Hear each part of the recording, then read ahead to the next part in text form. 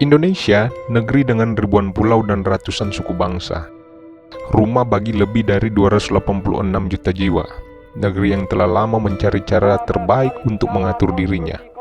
Dari demokrasi terpimpin di masa lalu hingga demokrasi Pancasila yang menjadi landasan saat ini. Yang ingin kita tegakkan, musyawarah mufakat. Terus sekarang masih ada organisasi yang kemudian terus berceker-cekeran, itu berarti belum bisa melaksanakan demokrasi Pancasila. Apakah sistem ini sudah cukup menjawab tantangan zaman? Atau kita perlu mencari alternatif? Mari kita telusuri bersama. Pada era 1950-an, Indonesia pernah mencoba sistem parlementer, namun politik terlalu gaduh. Lalu Presiden Soekarno memperkenalkan demokrasi terpimpin. Kelebihannya, proses pengambilan keputusan bisa lebih cepat. Konflik partai pun bisa ditekan. Tapi ada juga kekurangannya. Kekuasaan terlalu terkonsentrasi, kebebasan politik cenderung dibatasi, dan kekuasaan terlalu terpusat di satu tangan. Apa sebab sekarang Santriwarna bisa berkibar di sini?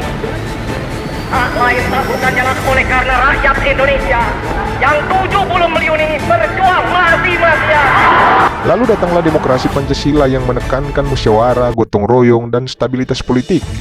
2 dekade lebih otonomi daerah berjalan. Namun ketimpangan tetap terjadi. Pulau Jawa mendominasi ekonomi nasional, sementara wilayah lain tertinggal dalam infrastruktur pendidikan dan layanan dasar. Situasi yang sama, biaya politik semakin besar. Menurut ICW, seorang calon anggota DPR bisa menghabiskan 15 hingga 20 miliar rupiah hanya untuk kampanye. Akibatnya, politik uang merajalela, korupsi semakin menggila, dan keputusan legislatif seringkali diwarnai intervensi partai atau kepentingan donatur. Jadi, apa pilihan Indonesia?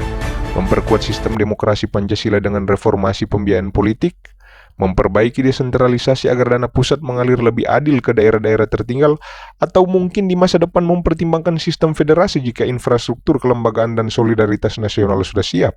Tentunya dengan persyaratan kesiapan konstitusi melalui amandemen dan solidaritas fiskal dan gerakan nasional yang harus kuat, atau menggunakan alternatif lain, menghidupkan kembali semangat demokrasi terpimpin tetapi dalam versi modern, yang menjamin kebebasan politik, membatasi kekuasaan absolut, dan mempercepat pengambilan keputusan melalui lembaga yang kuat dan transparan.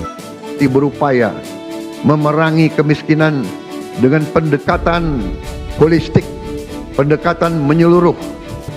Kami ingin angka kemiskinan ekstrim segera turun ke 0% dalam tempo sesingkat-singkatnya. Kita kepada pemerintah bahwa berikan kami pendidikan gratis, bukan makanan gratis. Kemana arah kita melangkah akan menentukan masa depan negeri kita. Apakah kita tetap pada sistem yang ada, atau memperbaikinya, ataupun berani mencoba yang baru? Keputusan ada di tangan kita, para pewaris bangsa. Mari mengkaji dan menganalisa situasi dan kondisi setiap zaman. Kibarkanlah sama sekali benderanya demokrasi terpimpin. Hiduplah sama sekali secara baru. Berjuanglah sama sekali secara baru. Demikianlah boleh diibaratkan makna dentuman dekret presiden itu.